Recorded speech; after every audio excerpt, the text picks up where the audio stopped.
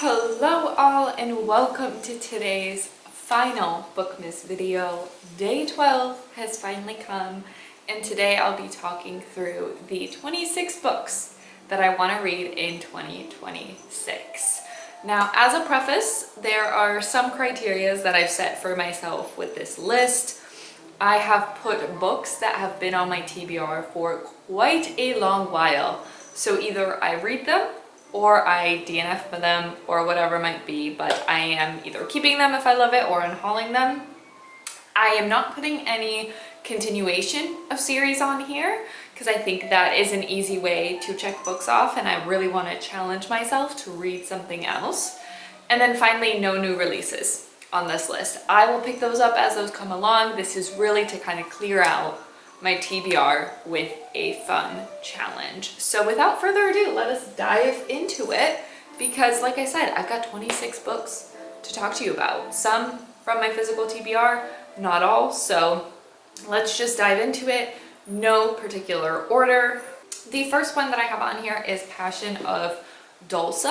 This is the same author that wrote Lovely War and I loved that book. It was one of my favorites whatever year I did end up reading it. And I've yet to read, I think, anything else by this author. So I really hope she's not like a one-hit wonder and that I do really love her writing.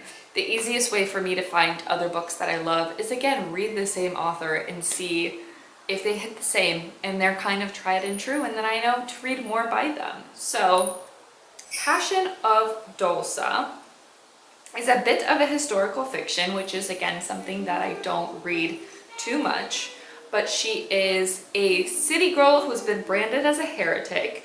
She is on the run from a friar who condemned her mother to death by fire and wants her executed too. And there's another character, Botil, who's a matchmaker and a tavern keeper, struggling to keep herself and her sisters on the right side of the law. And their lives collide and Botil ends up rescuing a dying Dulce and conceals her in the tavern. So this is a spellbinding thriller that will keep you on the edge of the seat until the final page and makes you wonder if miracles really are possible. I didn't know that. I honestly didn't know it was a thriller. So yeah, the first one is The Passion of Dulce. I'll finally get it out of the way because it's been on my TBR an embarrassing long amount of time. The next one that I have here is one that I do physically own. And I apologize in advance, this was on my November TBR. It didn't get to it. Again, a TBR is a guide, it's not reinforced. It had so long. This is Fyodor Dostoevsky's nonfiction about his time in Siberia. Any book that I own, I want to have read. I hate having a physical TBR. So I think in the winter months, like I've said, I love this edition in particular, and I think we'll delve into this classic. So that is, yeah, Notes from a Dead House book 2. Next one that I've got is a new series that I want to start, and that is none other than Fireborn. Let's pull this one out. I believe this is a young adult, again, one that I got from the little library, but I believe with dragons. There are dragons on the cover. Besides that, I don't know anything else, so stay with me. Annie and Lee are the only children when revolution changed their world, giving everyone a chance to test into the governing class of dragon riders. Now they are rising stars in the new regime. Everything changes when survivors from the old regime surface, bent on reclaiming their city. With war on the horizon, they must decide what to do. Love and loyalty are tested in this adventure. I did see a reading vlog of someone reading this and not liking it too much. So at first I think I was really interested in it. Now I don't know, but we shall see. Again, I'll pick it up, I'll give it a chance, and maybe I'll continue on with the series, or I will just unhaul the first book if I don't like it. So that is book 3. Then I've got book 4, The Bell Jar. This is a classic. This is one that I've been very scared to read. It is, of course, by Sylvia Plath. And this is a literary fiction centered on the suffocating descent into psychotic claustrophobia. It's about a woman falling into the grip of insanity. I don't know why I've been so intimidated by this one, but again, a classic that's been on my TBR for so long. My friends have highly, highly recommended this, said it is so, so good. Bestie, I saw you DNF'd it. Tell me why. Tell me why. Text me, tell me why. I will put the bell jar on there for me until Bestie steers me off of it. I obviously can't have everything be dark and depressing and a difficult read, otherwise I won't get through my TBR. So I put a fun one on there. And that is none other than Face Off. This is, I believe, a hockey romance. She is, what is she? Oh, Emmy wants to be on the, she is a professional hockey player, and Maverick is the best player in the league. Oh, they fall in bed together and they vow it's only a one-time thing. Oh, and then it happens again and again. Okay, I've seen really good things about this series. Bestie, you also DNF'd it. Tell me why. Text me why, please. But it's got, I think, like 4 or 5 books in this series. I finished the Off-Campus series this year and it was fun. It was fine, but I'm looking for something new. I'm gonna try a new author, so I will read that one and see what I think. Maybe I hate it. I'm very picky with romance, so we shall see.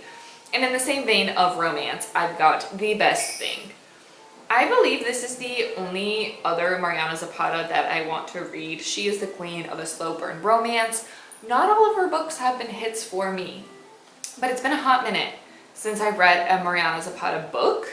Slow burn second chance romance. That's all I need to know.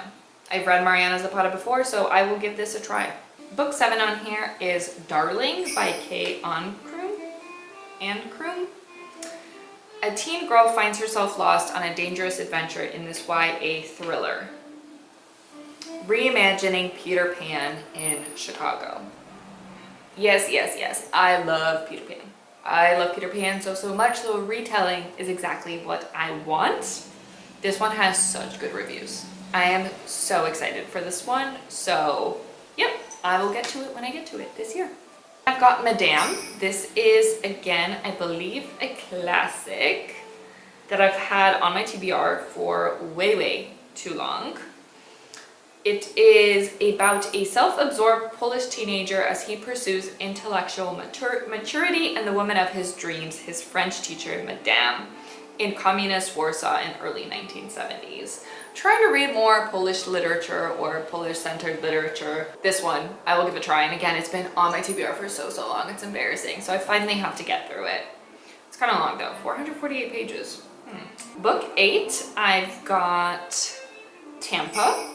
This is one I've also had in my TBR for a while. I believe I saw a reading vlog or someone give such a high rating for this one. So it's kind of been on my mind since then.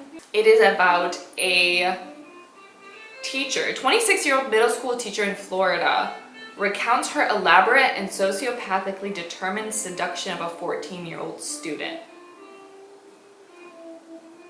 That's insane.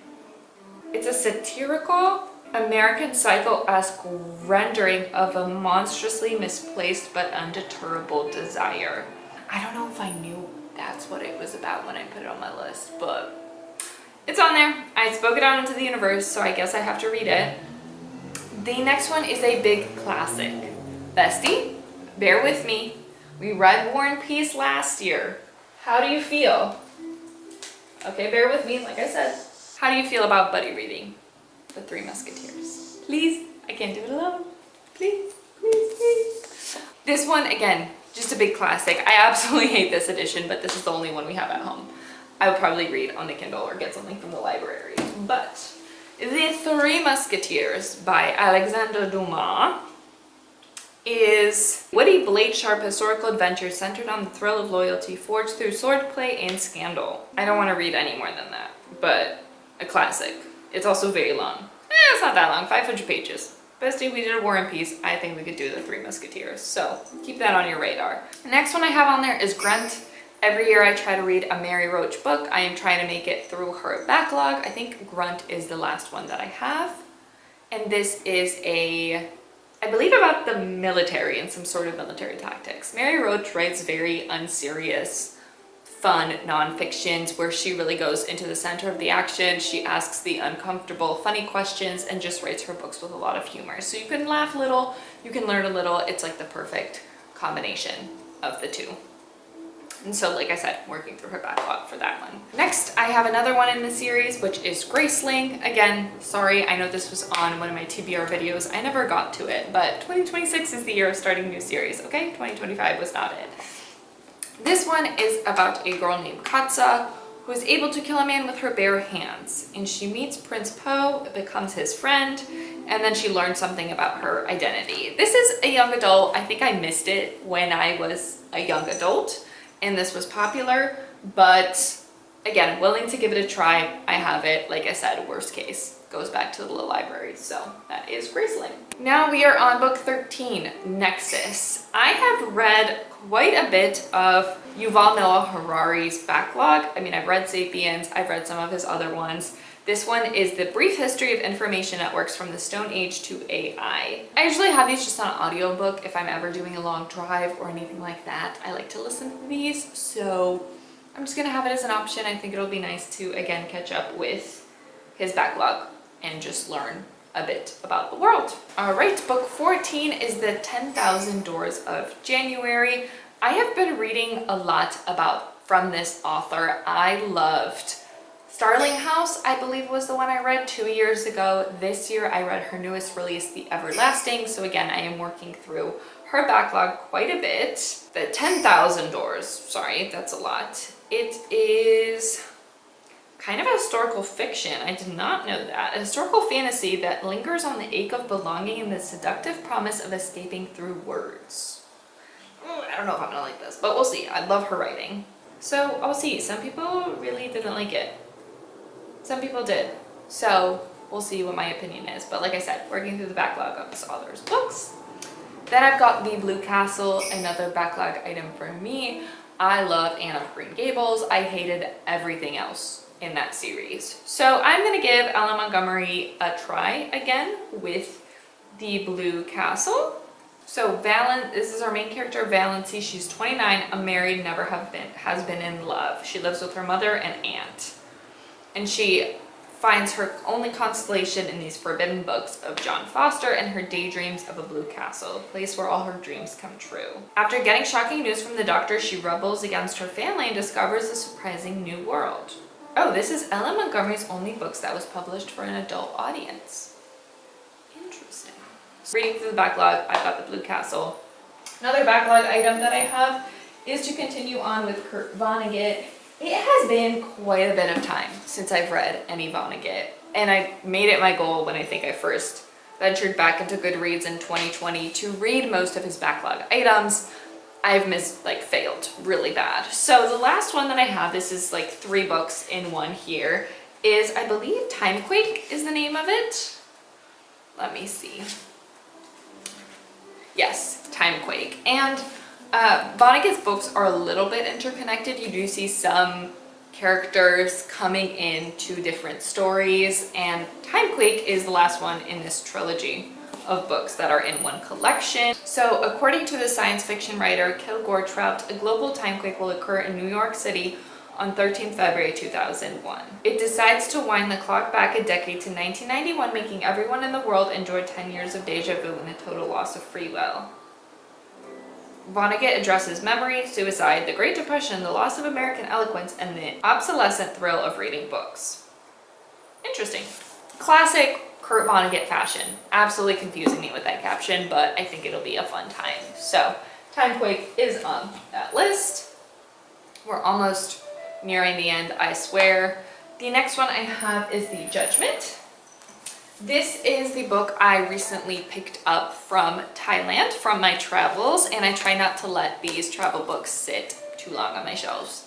Obviously, not always the case, but I believe this one is about a man that is on his death sentence, and it's a bit of his kind of lamentations of life and stuff like that. Again, it's supposed to be pretty heartbreaking, pretty difficult read, so we will see how that goes. But yeah, it's a famous one. It won an award in 1982, so I think a classic and my venture into Thai literature.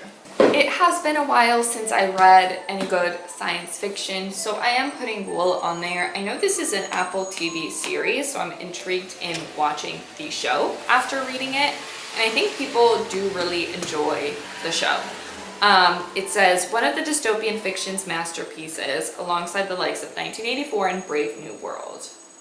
So this is the first book in a trilogy. The world outside has grown toxic and the view of it is limited. Talk of it forbidden. The remnants of humanity live underground in a single silo, but there are always those who hope, who dream. After the previous sheriff leaves the silo, Juliet, a mechanic from down deep, is suddenly and inexplicably promoted to the head of law enforcement. With newfound power and with little regard for the customs she is supposed to abide, Juliet uncovers hints of a sinister conspiracy. Tugging this thread may uncover the truth, or it could kill every last human alive. Interesting. It's pretty big. It's a pretty big book, so I'm a bit intimidated by it, but it's a new science fiction classic, so I think a must read. Again, it's on my list for a reason. I think another science fiction on here, The Left Hand of Darkness by Ursula K. Le Guin. Oh, it's NPR's top 100 sci-fi and fantasy books. Let's see, won the Hugo and Nebula Award. A lone human ambassador is sent to the icebound planet of Winter, a world without sexual prejudice where the inhabitant's gender is fluid. His goal is to facilitate Winter's inclusion in a growing intergalactic civilization. But to do that, he must bridge the gulf between his own views and those of the strange, intriguing culture he encounters. Interesting. I did not know that's what that was about, but it's got pretty good reviews on Storygraph. People. That one, again, has been on my TBR for a very, very long time. And then I've got The Anatomy of a Murder. This is a courtroom thriller. I did start this a while ago and then never made it very far. This is set in the up north peninsula. I was there. I bought this book at a bookstore there. So again, working through my travel books that I own. This is America's original courtroom thriller, the book that paved the way for an entire genre of popular fiction. And it is also an Oscar-nominated film based on this book. It is a courtroom in a small Midwestern town. We've got prosecutors, defense attorneys, judge, defendant, and the jurors. Interesting. So, yeah, I've started this one. I just need to finish it. That's why it's on. The next one that I have is Spinning Silver. This is a fantasy standalone, I believe, and again, one I've had on my TBR for quite a bit of time. The spirit of the original Rumpelstiltskin fairy tale. So it is a bit of a retelling, some mixed reviews, but again, I've had it on my TBR for quite a long time. So I think in the early winter, I'll definitely want to get into this one. I've got another one from my physical TBR. This is Good Omens. I've been so intrigued to watch the TV series, but I'm always the type of person to want to read the book first. So according to some sort of book, the world is supposed to end. A fussy angel and a fast-living demon, both of whom have lived amongst Earth mortals since the beginning and have grown rather fond of the lifestyle, are not looking forward to this coming rapture, and someone seems to have misplaced the Antichrist. I think it's just supposed to be a pretty humorous novel. My friend really likes Terry Pratchett's writing, and so I'm intrigued with this combo of him and Neil Gaiman. Picked it up from the little library and either have to read it or I have to get it back, so that's another one on that list. And then I think the final one from my physical TBR is Playground by Richard Powers. I did read the Overstory, and this one I believe is again very similar to kind of the Overstory, but where the Overstory was centered around kind of forest and trees, Playground is I think set with the ocean. So a lot of different stories occurring at different times, and eventually they kind of all interconnect. And that's all I really know. I did start this one a while back, but I don't think I made it very far. So just kind of forcing myself to read it and finish it or get rid of it. All right, we are at book 25. I've put Really Good Actually on here, which I think also might be the lowest rated book on my Goodreads, but this is a pretty kind of unhinged woman book. So it is a woman's search for joy and meaning with a breakup. It is a comedian, essayist, and award-winning screenwriter Monica's book. So yeah, it's just kind of a comedy, nothing too serious, and I love reading some unhinged women's books. And finally, the last thing that I have on here is Lonely Castle in the Mirror, one I've had on here for quite a bit of time. It's set in Japan. This is a mesmerizing tale about the importance of reaching out, comforting anxiety, and embracing human connection. I don't typically gravitate towards like very positive books because I am a pretty pessimistic person and I love dark reads. But again, this one has been on my TBR for so long. I have to read it eventually. Those were my 26 books that I want to read in 2026. If you made it this far, sincerely, I thank you and appreciate your support of watching my Bookmas videos. I wish you all a happy holiday, Merry Christmas if you celebrate. I am currently in Chicago in the cold, away from California, but I am surrounded by love, family and friends, good food, and just a lovely time. So I will be back in 2026 with more videos. If there are particular videos that you really enjoy, feel free to comment below and let me know so I can make more of them. I will just focus on reading for the rest of the year and enjoying some nice, calm and quiet. And I'll see you all next year. Bye for now.